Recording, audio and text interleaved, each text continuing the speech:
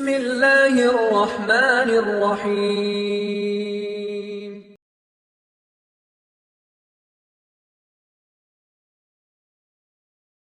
بسم الله الرحمن الرحيم الحمد لله رب العالمين والآقبة للمتقين والصلاة والسلام على أشرف الأنبياء والمرسلين نبينا محمد وعلى آله وأصحابه ومن تبعهم بإحسان إلى يوم الدين اللهم صل على محمد وعلى آل محمد كما صليت على إبراهيم وعلى آل إبراهيم إنك حميد مجيد اللهم بارك على محمد وعلى آل محمد كما باركت على إبراهيم وعلى آل إبراهيم إنك حميد مجيد الحمد لله மிக நீண்ட நாட்களுக்கு பிறகு அல்லாஹ் இந்த இடத்திலே என்னையும் உங்களையும் அவனுடைய அருளால் ஒன்று சேர்த்திருக்கிறான். ஒரு மிகச்சிறந்த நோக்கத்தை எதிர்பார்த்து அல்லாஹுடைய திருப்தியை எதிர்பார்த்து அல்லாஹுடைய மார்க்கத்திற்காக உழைப்பதற்கு ஒரு தயாரிப்பை அல்ஹம்துலில்லாஹ் அல்லாஹ் ரப்புல் ஆலமீன் எமக்கு ஒரு வாய்ப்பாக வழங்கியிருக்கிறான். இதை எதிர்நோக்குவதற்கு முன்னால், இதை சந்திப்பதற்கு முன்னால் நாம் நம்மிடத்திலே கேட்டுக்கொள்ள வேண்டிய சில கேள்விகள் தான் இந்த சிறிய நேர உரையாடல். குர்ஆனில் அல்லாஹ் ரப்புல் ஆலமீன் அவனுடைய புத்தகம் அல் குர்ஆனிலே சூரத்துல் மாஇதாவுடைய 105வது வசனத்தில் மிக பாரதூரமான ஒரு எச்சரிக்கையை அல்லாஹ் எமக்கு தருகிறான். அல்லாஹ் ரப்புல் ஆலமீன் கூறுகிறான், யா அய்யுஹல்லதீன ஆமனு, ஈமான் கொண்டவர்களே, அலைக்கும் அன்ஃபுஸக்கும், அலைக்கும் அன்ஃபுஸக்கும், உங்களை நீங்களே பாதுகாத்துக் கொள்ளுங்கள். முதலில் நீங்கள் உங்களை பாதுகாத்துக் கொள்ளுங்கள். அலைக்கும் அன்ஃபுஸக்கும் லா யதுர்ருக்கும் மன் தல்ல இதஹ் ததைத்தும், நீங்கள் நேர்வழியை அடைந்தால் வழி தவறியவர்களுடைய எந்த தீங்கும் உங்களை எதுவும் செய்துவிட முடியாது. அல்லாஹ் ரப்புல் ஆலமீன் கூற வருவதென்ன? நீங்கள் நேர்வழியை முதலிலே அடையுங்கள், நீங்கள் உங்களை முதலில் பாதுகாத்துக் கொள்ளுங்கள். வழி தவறியவர்களை பற்றிய கவலையோ அதனுடைய தீங்கோ உங்களை எதுவும் செய்யாது. நீங்கள் நேர்வழியில் இருந்தால் போதும், முதலில் நீங்கள் உங்களை பாதுகாத்துக் கொண்டால் போதும். இந்த ஆயத்தை எப்படி புரிந்து கொள்ளக்கூடாது? அல்லாஹ் நமக்கு மட்டும்தான் நன்மையை ஏவி தீமையை தடுக்கச் சொல்கிறான், பிறர் எப்படி போனாலும் பரவாயில்லை என்று விடச் சொல்கிறான் என்று புரிந்து கொள்ளக்கூடாது. அபூபக்கர் அஸ்-சித்தீக் ரலியல்லாஹு அன்ஹு ஒரு முறை ஹுத்துபாவுடைய பிரசங்கத்தில் ஏறி இந்த ஹதீஸை, இந்த ஆயத்தை ஓதினார்கள். இந்த ஆயத்தை ஓதி அதற்கு பிறகு அல்லாஹ்வுடைய தூதர் ஸல்லல்லாஹு அலைஹி வஸல்லம் அவர்களுடைய ஹதீஸை சொன்னார்கள். ஒரு மனிதன் தீமையை பார்க்கிறான், தீமையை பார்த்த அந்த மனிதன் அதை தடுக்கவில்லை என்றால் அல்லாஹ் அவர்கள் மீது ஒட்டுமொத்தமாக, அவர்கள் எல்லோர் மீதும், அவன் வாழக்கூடிய அந்த சமூகத்தில் இருக்கக்கூடிய எல்லோர்கள் மீதும் அல்லாஹ் அவனுடைய தண்டனையை இறக்கி விடுவான் என்று. இப்ப இந்த ஆயத் இந்த ஹதீஸுக்கு முரண் அல்ல. தீமையை தடுக்க வேண்டும், நன்மையை ஏவ வேண்டும், நன்மையான பாதையின் பக்கம் மக்களை அழைக்க வேண்டும். ஆனால் அதற்கு முன்னால் ஒரு முஃமின் செய்ய வேண்டியது என்ன? அவன் தன்னை முதலிலே பாதுகாத்துக் கொள்ள வேண்டும். யா அய்யுஹல்லதீன ஆமனு கு அன்ஃபுஸக்கும் வ அஹ்லீக்கும் நாரா, ஈமான் கொண்டவர்களே, உங்களை நீங்கள் பாதுகாருங்கள் முதலில், அதற்கு பிறகு உங்களுடைய குடும்பத்தார்களை பாதுகாருங்கள் நரக நெருப்பிலிருந்து. மனைவிக்கு மட்டும் அறிவுரை சொல்வதல்ல எம்முடைய கடமை, எம்முடைய பிள்ளைகளுக்கு மட்டும் அறிவுரை சொல்வதல்ல எம்முடைய கடமை, எம்மை பார்க்க வரக்கூடிய மக்களுக்கு மட்டும் அறிவுரை செய்வதல்ல எம்முடைய கடமை, எம்முடைய நஃப்ஸுக்கு நமக்கு நாம் அறிவுரை செய்வது அல்லாஹ் எம் மீது கடமையாக்கிய ஒரு கடமை. அதைத்தான் குர்ஆனுடைய இந்த வசனம் சொல்லுகிறது. ஆனால் இன்றைய எம்முடைய வாழ்க்கை எப்படி? சமூகம் மாற வேண்டும், பிறர் மாற வேண்டும், அவர் மாற வேண்டும், அந்த குடும்பம் மாற வேண்டும், அந்த ஊர்வாசிகள் மாற வேண்டும், அந்த நாட்டில் வாழக்கூடிய மக்கள் வாழ வேண்டும். அப்படி மாறினால்தான் சமூகம் மாறும் என்று நாம் நினைக்கிறோம். எல்லோரும் மாற வேண்டும் என்று எண்ணக்கூடிய நாம் முதலில் நம்மை மறந்துவிட்டோம், நாம் இன்னும் முழுமையாக மாறவில்லை என்பதை. உண்மையா இல்லையா? அல்லாஹ் ரப்புல் ஆலமீன் அதைத்தான் கேட்கிறான். அத்தஅமுரூன அன்-நாஸ பில் பிர் வ தன்ஸௌன அன்ஃபுஸக்கும் வஅன்தும் தத்லூனல் கிதாப், இது எனக்கு பொருந்தக்கூடிய வசனம், உங்களுக்கு பொருந்தக்கூடிய வசனம். உங்களில் பலர் அழைப்பு பணி செய்யலாம், மக்களிடத்தில் நன்மைகளை ஏவலாம், தீமைகளை தடுக்கலாம். இந்த வசனத்தை அதற்கு முன்னால் கொண்டு வந்து பாருங்கள். அல்லாஹ் கேட்கிறான், தஅமுரூன அன்னாஸ பில் பிர், மக்களுக்கு நீங்கள் நன்மையை ஏவுகிறீர்கள், வ தன்ஸௌன அன்ஃபுஸக்கும், ஆனால் உங்களை நீங்கள் மறந்து விடுகிறீர்களே, வ அன்தும் தத்லூனல் கிதாப், நீங்கள் குர்ஆனை ஓதுகிறீர்கள், அஃபலா தஅகிலூன், நீங்கள் அறிவு பெற மாட்டீர்களா என்று அல்லாஹ் ரப்புல் ஆலமீன் அவனுடைய புத்தகம் அல் குர்ஆனிலே கேட்கிறான். இதை பயந்தார்கள் எமக்கு முன்னால் வாழ்ந்த அறிஞர்கள் எல்லோரும். ஒரு விஷயத்தை சொல்லுவதற்கு முன்னால் அந்த விஷயத்தோடு என்னுடைய வாழ்வு எப்படி இருக்கிறது என்பதை சோதித்து பார்த்தார்கள். ஆனால் இன்று அறிவுரை வழங்குவதற்கு நாம் எல்லோரும் தயார். ஒருவருக்கு அறிவுரை வழங்குவதற்காக அழைக்கப்பட்டால் முன்னே சென்று அறிவுரை வழங்குவதற்கு, பயான் நிகழ்த்துவதற்கு எல்லோருக்கும் ஆசை இருக்கிறது. ஆனால் நம்மை நாம் மறந்து விடுகிறோம். ஒரு அறிஞர் இப்ராஹிம் தைமி ரஹிமஹுல்லா, 2வது நூற்றாண்டில் வாழ்ந்த அறிஞர், அவர்கள் சொன்னார்கள், என் செயலையும் என் வார்த்தையையும் ஒப்பிடுவதற்கு நான் விரும்பவில்லை. அப்படி நான் ஒப்பிட்டு பார்த்தால் தெளிவாக எனக்கு தெரியும் நான் ஒரு பொய்யன் என்று. அவ்வளவு பெரிய அறிஞர், ஹதீஸ் துறையில் அவ்வளவு பெரிய பிரசித்தி பெற்றவர். அவர் சொல்கிறார், என் வார்த்தையையும் என் செயலையும், நான் சொல்லக்கூடிய வார்த்தைகளையும் என் செயலையும் ஒப்பிட்டு பார்த்தால் எனக்கு தெரிந்துவிடும் நான் யார் என்றுதான், நான் பொய்யன் என்று. அவரை ஒப்பிட்டு பார்க்க நான் விரும்பவில்லை. அவர் சொல்கிறாரே செய்கிறாரா வாழ்க்கையில் என்று அவரை பார்ப்பதற்கு முதலில் நான் விரும்பவில்லை. நான் என்னை பார்க்க ஆசைப்படுகிறேன். அதான் இங்க முக்கியம். நான் என்னை ஒப்பிட்டு பார்த்தால் நான் ஒரு பொய்யன் என்று எனக்கு தெரியும் என்று இமாம் இப்ராஹிம் தைமி ரஹிமஹுல்லா அவர்கள் சொன்னார்கள். அல்லாஹ் ரப்புல் ஆலமீன் அதைத்தான் அவனுடைய புத்தகம் அல் குர்ஆனிலே மேலும் கேட்கிறான், யா அய்யுஹல்லதீன ஆமனு லிம தகூலூன மா லா தஃஅலூன், நீங்கள் செய்யாத விஷயங்களை ஏன் மக்களுக்கு நீங்கள் சொல்கிறீர்கள்? கபுர மக்தன் இந்தல்லாஹ், அல்லாஹ்விடத்திலே மிக பாரமானது எது? ஒரு மனிதன் தான் செய்யாத விஷயத்தை மக்களுக்கு அறிவுரையாக போதிப்பது. அல்லாஹ் அந்த குற்றத்திலிருந்து நம்மை பாதுகாப்பானாக. நாம் யார் என்று நமக்கு தெரியும். முதலில் நான் யார், என் ரப்புக்கு முன்னால் நான் நடந்து கொள்ளக்கூடிய முறை என்ன, தொழுகையில் என் நிலை என்ன, குர்ஆன் ஓதுதலில் என் நிலை என்ன, மறுமை சிந்தனையில் என் நிலை என்ன, மரண சிந்தனையில் என் நிலை என்ன என்பதெல்லாம் யாருக்கு தெரியும்? நமக்கு தெரியும். என்னை மக்கள் வேண்டுமானால் நல்லவராக கருதலாம்.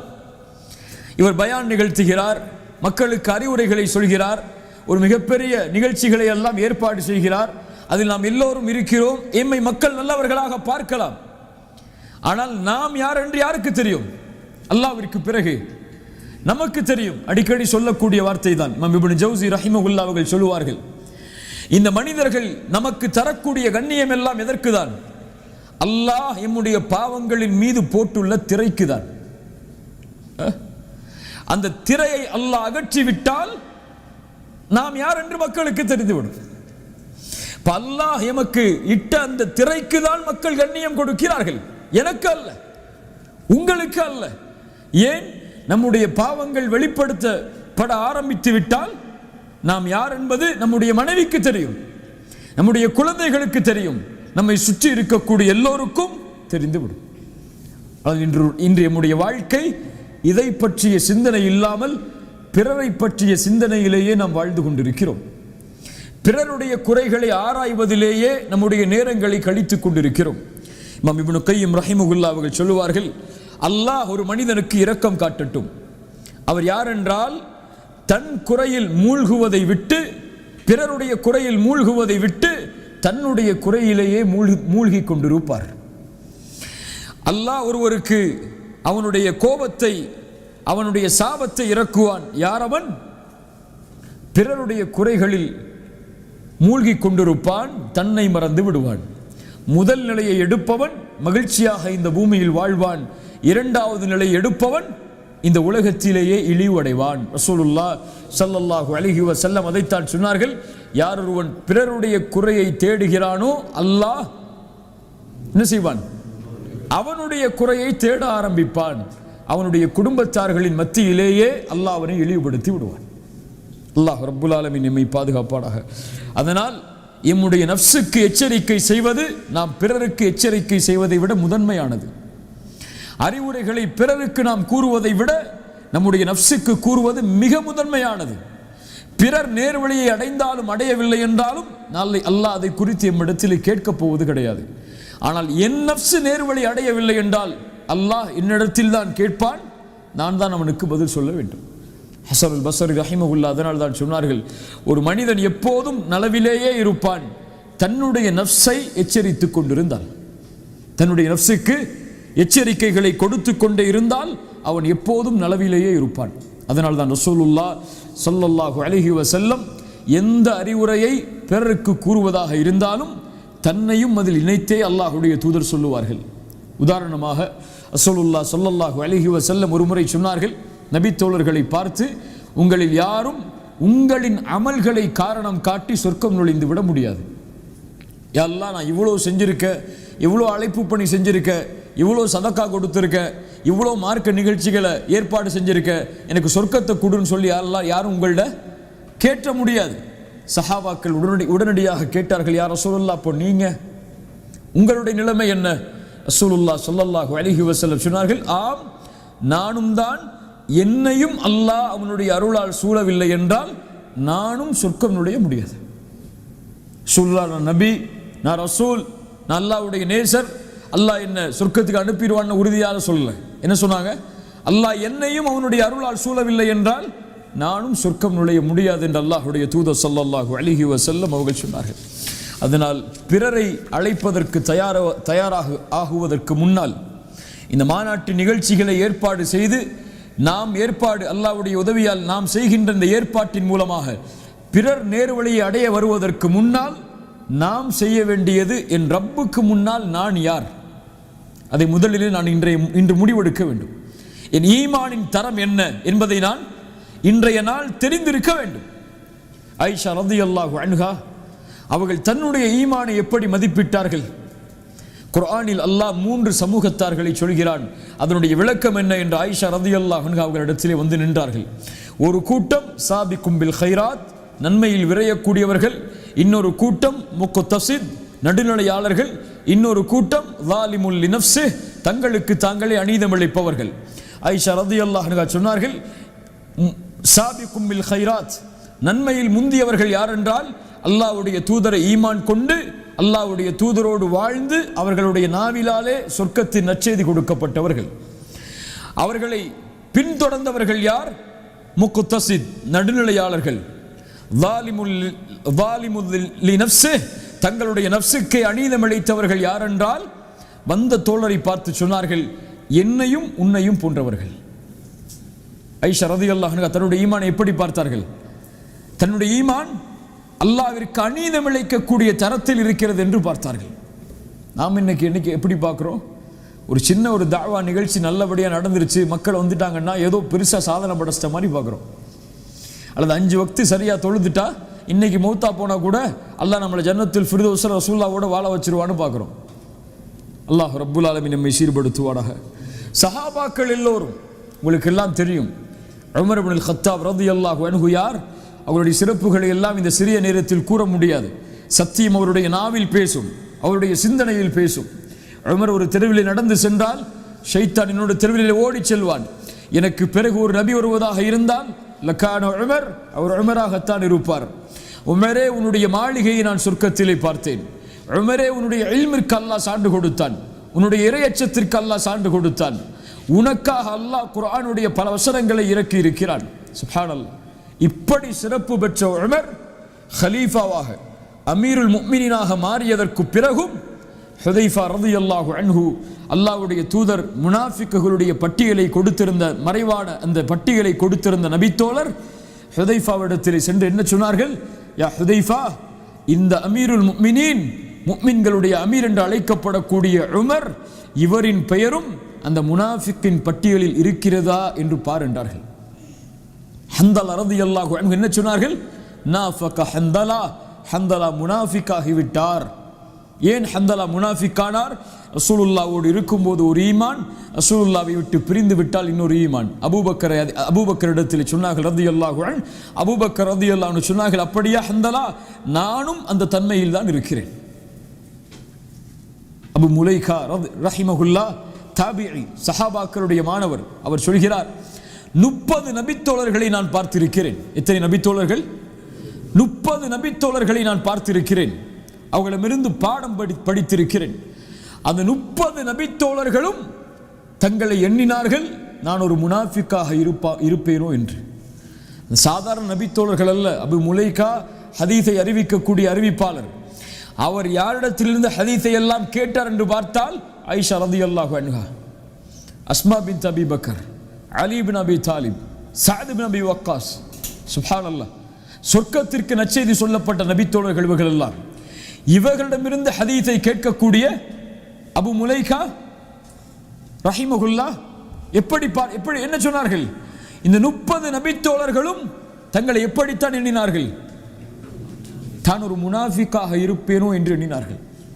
ஹசன் ரஹிமஹுல்லாஹ் அவர்கள் அதன் காரணமாகத்தான் சொன்னார்கள், மா யகாஃபுன் நிஃபாக இல்லல் முஃமின், ஒரு முஃமின் தான் நிஃபாக்கை பயப்படுவான். ஒரு முஃமின் தான் நான் நயவஞ்சகனா என்று பயப்படுவான். ஒரு முனாஃபிக் நிஃபாக்கை பயப்படவே மாட்டான். ஃபஜ்ர் தொழாதவன் முனாஃபிக் என்று ரசூலுல்லாஹ்வுடைய தெளிவான சான்று இருக்கிறது. ஒரு முஃமின் தான் ஃபஜ்ர் தொழவில்லை என்றால் நான் முனாஃபிக்குடைய பட்டியலில் சேர்ந்து விட்டேனே என்று பயப்படுவான். ஃபஜ்ரை தொழாமல் எழுந்திருக்கிறான், எந்த உணர்வும் இல்லை என்றால் இவன் பயப்படவே வேண்டாம். இவன் யார்தான்? முனாஃபிக் தான். அல்லாஹு அக்பர். தவறுகளை செய்யும் பொழுது நான் நயவஞ்சகத்தில் இருப்பதால் தான் இந்த தவறை செய்கிறோனோ என்ற எண்ணம் இல்லை என்றால் நாம் முஃமின் தான்.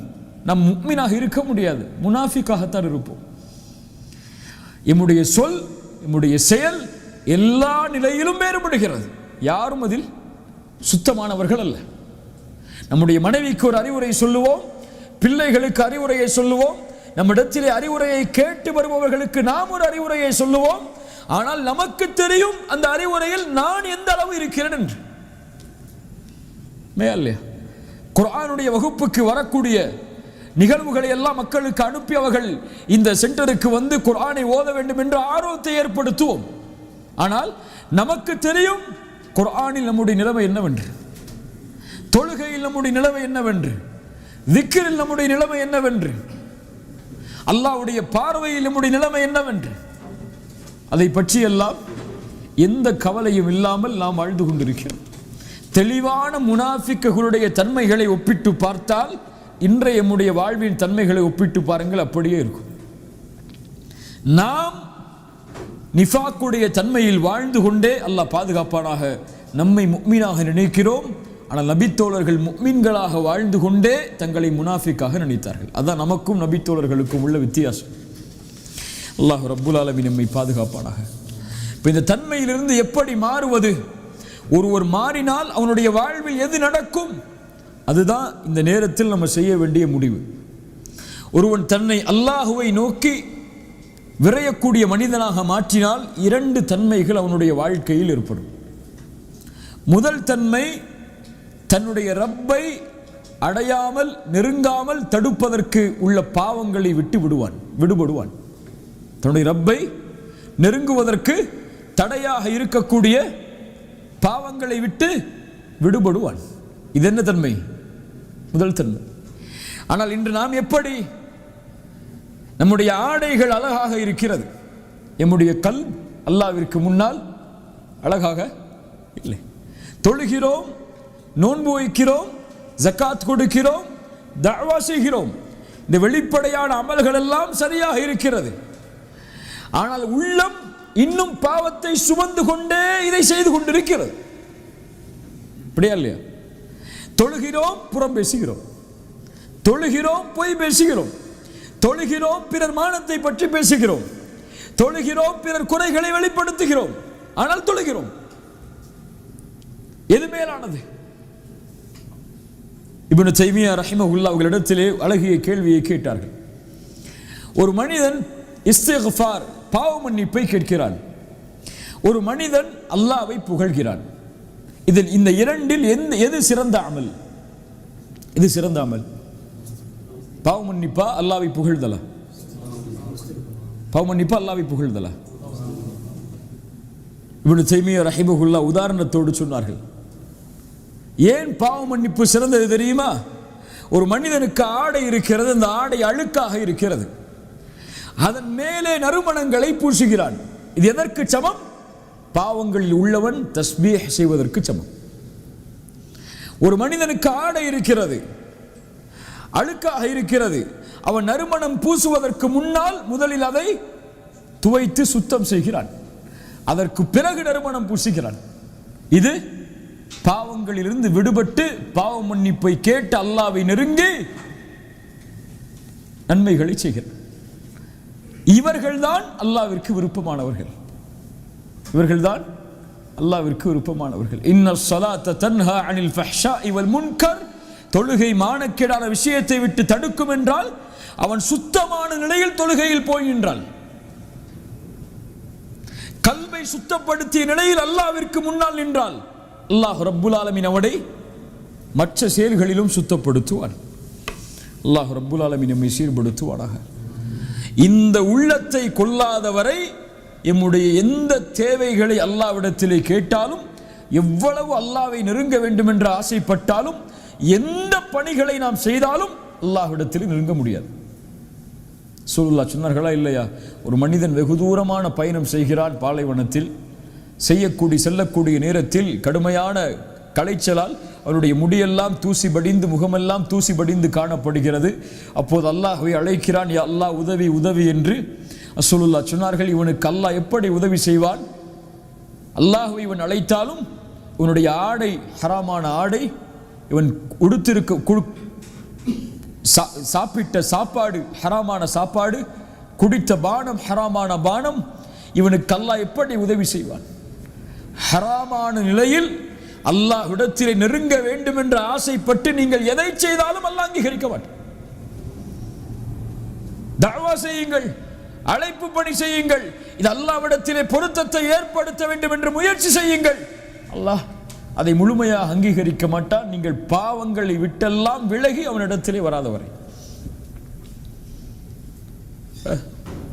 யார் ஒருவன் சுத்தமான நிலையில் அல்லாஹ்வை அணுகுகிறானோ அவன் அல்லாஹ்வை நேசிப்பவன். அவன் எதை கேட்டாலும் அல்லாஹ் கொடுத்து கொண்டே வருவான். அழகான நிகழ்வை நேற்றைய தினம் படித்தேன், பல உரைகளில் அதை கூறியிருக்கிறேன், இப்போதும் அதை சொல்கிறேன். அஹ்மத் பின் ஹம்பல் ரஹிமஹுல்லாஹ் அவர்களுடைய காலத்தில் நடந்த ஒரு நிகழ்வு. அஹ்மத் ஷாமை நோக்கி ஒரு முறை பயணம் செய்கிறார்கள் தனியாக. பெரிய இமாம், பெரிய அறிஞர் தான். அஹ்மதை போன்ற அறிஞர்கள் இனிமேல் பிறப்பார்களா என்று தெரியாது. உலக வரலாற்றிலேயே அஹ்மத் ரஹிமஹுல்லாஹ் அவர்களுடைய ஜனாசாவிற்கு கலந்து கொண்ட மக்களை போன்று இதுவரை இந்த உலகத்தில் யாருக்கும் ஜனாசாவில் அவ்வளவு மக்கள் கலந்து கொள்ளலை. அவ்வளவு பெரிய மக்களுடைய செல்வாக்கை பெற்ற, துஆவை பெற்ற மிகப்பெரிய அறிஞர் அஹ்மத் ரஹிமஹுல்லாஹ். ஒரு முறை ஷாமுக்கு செல்கிறார்கள். இரவு நேரத்தில் ஒரு பள்ளியில் உறங்குகிறார்கள். இரவு நேரத்தில் ஒரு பள்ளியில் உறங்குகிறார்கள். உறங்கக்கூடிய நேரத்தில் அந்த காவலாளி வந்து சொல்லுகிறார், அஹ்மதே, பள்ளியில் உறங்குவதற்கு அனுமதி இல்லை, நீங்கள் வெளியே செல்லுங்கள் என்று. அவர் சொல்கிறார், நான் வெளியூரிலிருந்து வந்திருக்கிறேன், இந்த இரவு இங்கே உறங்குகிறேன், நாளை வேறு ஏதாவது இடத்தை பார்த்துக் கொள்கிறேன் என்று. அந்த காவலாளி உறுதியாக இருக்கிறார், பள்ளியில் நீங்கள் உறங்கக்கூடாது, வெளியே செல்லுங்கள் என்று. இருவருக்கும் வாக்குவாதம் வருகிறது. இறுதியாக அந்த காவலாளி அஹ்மதை அவர்களுடைய காலை பிடித்து தரதரவனை இழுத்து பள்ளியை விட்டு வெளியே போட்டுவிட்டு கதவை பூட்டிவிட்டு சென்று விடுகிறார். அந்த வழியாக வரக்கூடிய அந்த வழியில் அந்த தெருவில் கடை வைத்திருக்கக்கூடிய ஒரு ஒட்டி தயாரிக்கக்கூடிய ஒரு வியாபாரி அஹ்மத் அவர்களை பார்க்கிறார். நீங்கள் யார், எங்கிருந்து வந்திருக்கிறீர்கள் என்று கேட்டு அஹ்மத் அவர்களை அழைத்து செல்கிறார் வீட்டுக்கு. வாருங்கள், என்னோடு இந்த இரவை தங்குங்கள் என்று. அஹ்மத் அவர்கள் தங்குகிறார்கள். அந்த வேலை செய்யக்கூடிய ரொட்டி தயாரிக்கக்கூடிய அவரை பார்க்கிறார்கள். எப்போது பார்த்தாலும் அல்லாஹ்வை புகழ்ந்து கொண்டே இருக்கிறார். எதை எடுத்தாலும் சுப்ஹானல்லாஹ், எதை எடுத்தாலும் அல்ஹம்துலில்லாஹ், எப்போது பார்த்தாலும் அஸ்தக்ஃபிருல்லாஹ் அஸ்தக்ஃபிருல்லாஹ் அஸ்தக்ஃபிருல்லாஹ். காலையில் அஹ்மத் அவர்கள் அவரை அழைத்து கேட்டார்கள், உன்னை பார்த்து நான் ஆச்சரியப்படுகிறேன், இவ்வளவு அல்லாஹ்வோடு நெருக்கத்தில் இருக்கிறாயே, இந்த இஸ்திக்ஃபார், இந்த பாவ மன்னிப்பு, இதற்குரிய பலனை எல்லாம் நீ அனுபவித்திருக்கிறாயா என்று கேட்டார். அல்லாஹ் உனக்கு இதனுடைய பலனை எல்லாம் வாழ்க்கையில் காட்டியிருக்கிறானா என்று. அவர் சொன்னார், ஆம் அல்ஹம்துலில்லாஹ், அல்லாஹ் அவனுடைய அருளை எனக்கு காட்டிக் கொண்டுதான் இருக்கிறான். இதுவரை அல்லாஹுவை நான் அழைத்து எந்த ஒரு அழைப்பையும் அல்லாஹ் நிராகரித்ததாக இல்லை. இதுவரை அல்லாஹ்விடத்தில் நான் துஆ செய்து அந்த துஆவில் எதையும் அல்லாஹ் அங்கீகரிக்காமல் இருந்ததில்லை, ஒரே ஒரு துஆவை தவிர. அஹ்மத் அவர்கள் கேட்டார்கள், அது என்ன துஆ? அவர் சொன்னார், என் வாழ்நாளில் என் மரணத்திற்கு முன்னால் இமாம் அஹ்மதை பார்க்க வேண்டும் என்ற துஆவை அல்லாஹ் இதுவரை அங்கீகரிக்கவில்லை என்று. முன்னால் உட்கார்ந்திருப்பவர் யார்? மஹ்மத் ரஹிமஹுல்லா சொன்னார்கள், அல்லாஹ்வுடைய செயலை பார்த்து ஆச்சரியப்படுகிறேன். ஒரு அடியானுடைய பிரார்த்தனையை நிறைவேற்றுவதற்காக இன்னொரு அடியானை இன்னொருவருடைய கரத்தால் பூமியில் தரதரவனை இழுத்து அவருக்கு முன்னால் கொண்டு வந்து விட்டாள் என்று. சுப்ஹானல்லாஹ். இது அல்லாஹுவை நெருங்கிய ஆத்மா, பாவங்களிலிருந்து விடுபட்டு அல்லாஹுவையே சார்ந்திருக்கக்கூடிய ஆத்மா. இப்போ நம்முடைய வாழ்க்கை முதலாவதாக மாறும். அல்லாஹ் ரப்புல் ஆலமீன் எதை விரும்புகிறானோ அதை செய்வதற்கு, அல்லாஹுவை நெருங்குவதற்கு இருக்கக்கூடிய தடையாக இருக்கக்கூடிய பாவங்களை விட்டு அந்த வாழ்க்கை விலகும். இந்த ஒரு முஃமினுடைய வாழ்க்கையில் மாற்றம் ஏற்பட்டால் முதலில் ஏற்படுவது. இரண்டாவதனுடைய வாழ்க்கையில் மாற்றம் ஏற்படும். அல்லாஹ் ரப்புல் ஆலமீனுடைய கட்டளையால் படைப்புகளோடு நெருங்குவதற்கு என்ன என்ன பாவங்கள் எல்லாம், என்ன என்ன செயல்கள் எல்லாம் தடையாக இருக்கிறதோ அதை விட்டு விலகுவான். படைப்புகளோடு நெருக்கமாகுவதற்கு, அன்பாகுவதற்கு அவனுடைய வாழ்வில் ஏதாவது தீய குணங்கள் இருந்தால் அதை விட்டு விலகி படைப்புகளுடைய பொருத்தத்தில் அல்லாஹ்வின் பொருத்தத்தை தேடுவான். ரசூலுல்லாஹி ஸல்லல்லாஹு அலைஹி வஸல்லம் அவர்களுடைய வாழ்க்கையில் இதை பார்க்கலாம். இன்னைக்கு நமக்கு என்ன, நம்ம தொழுகிறோம், நோன்பு வைக்கிறோம், தஅவா செய்கிறோம், ஜக்காத் கொடுக்குறோம், ஏதோ மறுமைக்கான அமல்களை சேகரித்து வச்சிருக்கோம் நினைக்கிறோமா இல்லையா? ஆனால் நாம் செய்த பல பாவ செயல்களால் இந்த நன்மைகள் எல்லாம் பங்கு வைக்கப்பட்டிருந்தது என்றால் என் நிலைமை என்ன? பங்கு வைக்கப்படுமா படாதா? தொழுகை பங்கு வைக்கப்படும். ரசூலுல்லாஹ் சொன்னார்கள், நீங்கள் தொழுகின்ற 5 வேளை தொழுகை பங்கு வைக்கப்படும், ஜகாத் பங்கு வைக்கப்படும், ஹஜ் பங்கு வைக்கப்படும், நன்மைகள் எல்லாம் பங்கு வைக்கப்படும். எப்போது? இவன் ஒரு மனிதனை பற்றி புறம் பேசியிருந்தால், ஒரு மனிதனை பற்றி பொய் பேசியிருந்தால், ஒரு மனிதனுடைய உள்ளம் நோகும்படி நடந்திருந்தால், ஒரு மனிதனை தாழ்வான பார்வையில் பார்த்திருந்தால், இந்த செயல்கள் எல்லாம் இவனுடைய நன்மைகள் அவனுக்கு பறிபோவதற்கு காரணமாக அமையும். நாளை மறுமையில் அல்லாஹ்விற்கு முன்னால் வந்து நிற்கும் போது, அல்லாஹ் தொழுதேனே ஏன் நரகத்தை கொடுக்கிறாய் என்று கேட்க முடியாது. அதனால் ஒரு அறிஞர் அழகாக சொன்னார், அப்துல்லா இப்னு முபாரக் ரஹிமஹுல்லா, நீங்கள் யாரையாவது பற்றி புறம் பேசுவதாக இருந்தால் உங்களுடைய தாய் தந்தையை பற்றி புறம் பேசுங்கள். யாரையாவது பற்றி பேசிதான் உங்களுடைய உள்ளம் நிம்மதி அடையும் என்றால் உங்களுடைய தாய் தந்தையை பற்றி புறம் பேசுங்கள். ஏன் தெரியுமா? உங்களுடைய நன்மைகளுக்கு மிக உரித்தானவர்கள் அவர்கள்தான். உங்களுடைய நன்மைகளுக்கு மிக உரித்தானவர்கள் அவர்கள்தான். உங்கள் நன்மைகளை நீங்கள் பங்கு வைக்கிறீர்கள், புறம் பேசி அதை உங்கள் தாய் தந்தைக்கு கொடுங்கள், அவர்களுடைய சொர்க்கத்தின் அந்தஸ்தாவது உயரட்டும் என்று இமாம் அப்துல்லா இப்னு முபாரக் ரஹிமஹுல்லா அவர்கள் சொன்னார்கள். கண்ணியத்துக்குரியவர்களே, இந்த தொழுகை, இந்த நோன்பு, இந்த தஅவா இதெல்லாம் பலனளிக்காது எம்மிடத்தில் இந்த தீய குணங்கள் எல்லாம் இருந்தால். உமர் இப்னு கத்தாப் ரலியல்லாஹு அன்ஹு சொன்னார்கள், ஒரு வாலிபனிடத்தில் 9 நல்ல குணங்கள் இருக்கிறது, ஆனால் ஒரே ஒரு தீய குணம் இருந்தால் போதும், இந்த 9 நல்ல குணத்தையும் அது அழித்து விடும். அதைத்தான் ரசூலுல்லாஹி ஸல்லல்லாஹு அலைஹி வஸல்லம் இடத்திலே கேட்கப்பட்ட போது, ஒரு பெண் தொழுகிறாள், நோன்பு வைக்கிறாள், இரவு வணக்கத்தில் ஈடுபடுகிறாள், தான தர்மங்கள் செய்கிறாள், ஆனால் அண்டை வீட்டாருக்கு நோவினை செய்கிறாள். ரசூலுல்லாஹி ஸல்லல்லாஹு அலைஹி வஸல்லம் என்ன சொன்னார்கள்? தொழுகிறாளா, பரவாயில்லை, அந்த தொழுகை அந்த பாவத்தை மன்னிக்கும் என்று சொன்னார்களா? ஜகாத் கொடுக்கிறாளா, பரவாயில்லை என்று சொன்னார்களா?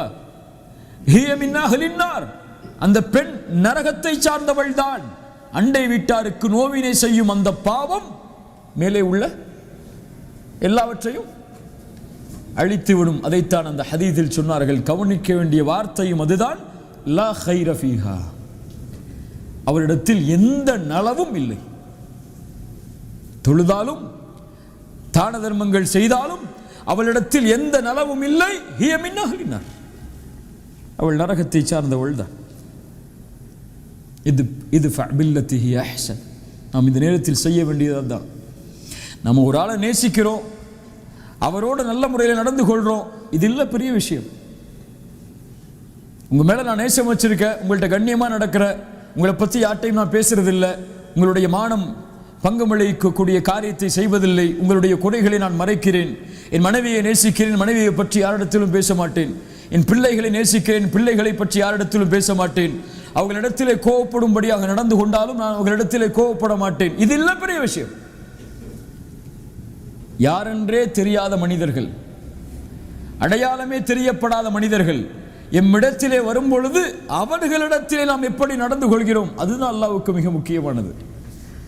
எல்லாரும் நடப்பாங்கல்ல, தெரிந்த மனிதர்களிடத்தில், நேசமுள்ள மனிதர்களிடத்தில் எப்படி நாம் பிற மனிதர்களிடத்தில் நடந்து கொள்ளப் போகிறோம், அவர்கள் வரும்போது அவர்கள் எப்படி வரவேற்கப் போகிறோம், அவர்கள் எம்மிடத்திலே கோபப்படக்கூடிய செயல்களை செய்யும் போது நாம் அவர்களிடத்தில் எப்படி நடந்து கொள்ளப் போகிறோம், அறியாமையில் சில வார்த்தைகளை அவர்கள் பேசும்போது அறியாமையில் பேசப்படும் அந்த வார்த்தைகளை எப்படி கையாளப் போகிறோம், அதுதான் முக்கியம். இது பில்லத்தி ஹிய அஹ்சன், தீமையை நன்மையை கொண்டு அழியுங்கள், அதை விரட்டுங்கள், அதை மாற்றுங்கள் என்று அல்லாஹ் ரப்புல் ஆலமீன் அவனுடைய புத்தகம் அல் குர்ஆனில் சொல்கிறார். அதனால நம்ம நினைக்க வேண்டியது, நம்ம முனாஃபிக் இல்லை, மாஷா அல்லாஹ் இருக்கலாம் உங்களில் பலர். என் ஈமானை பார்க்கும்போது எனக்கு அதான் தெரியுது. உங்கள் ஈமானை முன்னால் வைத்தால் நீங்கள் முடிவெடுங்கள் நான் யார் என்று. இந்த நிலையில் என்னை மலக்குல் மௌத் சந்தித்தால் என் நிலைமை என்ன? நான் இங்கே உட்கார்ந்து இருப்பது எதற்குத்தான்? அல்லாஹ்வுடைய பொருத்தத்தை அடைவதற்குத்தான். ஆனால் இந்த குணங்களோடு இதே நிலையில் மலக்குல் மௌத் என்னை சந்தித்தால் என் நிலைமை என்ன? அல்லாஹ் என் உயிரை கைப்பற்றுவதற்கு மலாயிக்கத்துல் அதாபை இறக்கினால், வேதனை தரக்கூடிய மலக்குகளை யா அல்லாஹ் இறக்கி, ரஹ்மத்துடைய மலக்குகளை இறக்கி அல்லாஹ்னு கேட்க முடியுமா? அந்த கடைசி நொடிக்காகத்தான் எல்லாரும் போராடுறோம். அந்த கடைசி நொடி நல்ல முறையில் அமைந்து விட்டால் அல்லாஹ் ரப்புல் ஆலமீன் நம்மை பாதுகாப்பான். அதனால இந்த நிகழ்ச்சிகள் எல்லாம் எதற்கென்றால் நமக்காகத்தான். முதல்ல அதை புரிஞ்சுக்கணும். ஏதோ மக்களை கூப்பிடுறோம், மக்கள் வரப்போறாங்க, ஒரு பெரிய கூட்டம் வரப்போகுது, 1000 பேர் 2000 பேர் வரப்போறாங்க, ஒரு பெரிய நிகழ்ச்சி நடத்தி சாதனை படைக்க போறோம்லாம் கிடையாது. அது ஒரு சாதனையும் கிடையாது.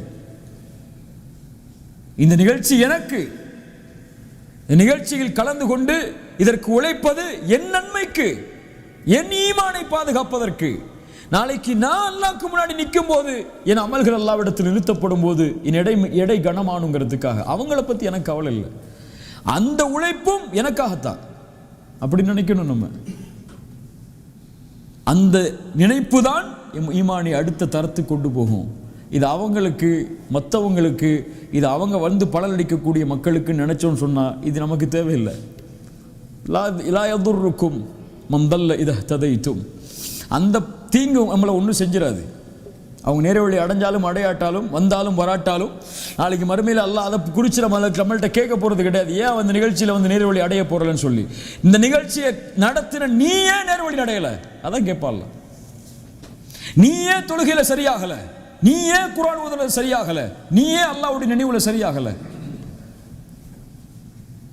ஒரு அழகிய கவிதையை அரபி மொழியில் இருக்கக்கூடியவற்றை கூறிவிட்டு இந்த நேரத்தை முடிக்கிறேன். ஒரு அறிஞர் சொன்னார், யா அப்து யா அப்து கம் யராக அல்லாஹு ஆசியா, அல்லாஹ் உன்னை எவ்வளவு காலம் பாவத்தில் பார்ப்பான், எவ்வளவு காலம் அவனுக்கு முன்னால் நீ பாவம் செய்யக்கூடிய நிலையில் அல்லாஹ் உன்னை பார்க்க வேண்டும் என்று ஆசைப்படுகிறாய்.